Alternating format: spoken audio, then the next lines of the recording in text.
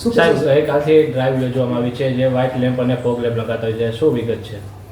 જી જરૂર, ચોક્કસ આપને બતાવી દઉં અને જણાવી દઉં કે ગઈકાલે જે ડ્રાઈવ યોજવામાં આવી હતી એનો મુખ્ય હેતુ એ છે કે રોડ સેફ્ટીને ધ્યાને રાખીને એક ડ્રાઈવ યોજવામાં આવેલી છે.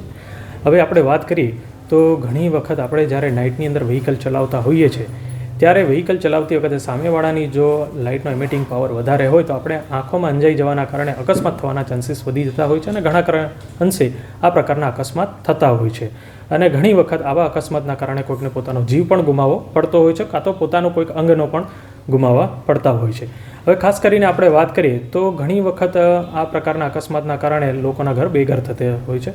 હવે આપણે વાત કરીએ તો ગઈકાલની જે ડ્રાઈવ હતી તો એ ડ્રાઈવની અંદર આશરે 39થી 40 જેટલા વાહનો ઉપર કાર્યવાહી કરવામાં આવેલી છે અને દંડનીય કાર્યવાહી આશરે 1,30,000 જેટલા દંડની કાર્યવાહી કરવામાં આવી, જેની અંદર LED લાઇટ છે, રેડિયમ રિફ્લેક્ટર છે, RUPD SUPD છે જેવા રોડ સેફ્ટીના જે કાયદાનો ભંગ કરતા હોય છે તેવા તમામ વાહનોને આવરી અને કાર્યવાહી કરવામાં આવેલી છે. સાહેબ, આગામી દિવસોમાં કેટલા દિવસ કાર્યવાહી ચાલુ રહેશે ને કયા કયા વાહનોમાં કાર્યવાહી ચાલુ રહેશે? જી જરૂર, ચોક્કસ આપને બતાવી દઉં તો એ બાબતે કે આગામી દિવસોમાં પણ આ પ્રકારની ડ્રાઈવ કરવામાં આવતી રહેશે અને તમામ પ્રકારના વાહનો જે કાર છે કે ટ્રક છે કે તમામ પ્રકારના વાહનોને આની અંદર આવરી લેવામાં આવશે. સાહેબ, ખાસ તો મોટા ટ્રકો હોય છે તેમાં ફોગ લેમ્પ અને વ્હાઇટ લેમ્પ લગાવવામાં આવે છે એક્સ્ટ્રા, શું કહેશો? જી જરૂર, ચોક્કસ.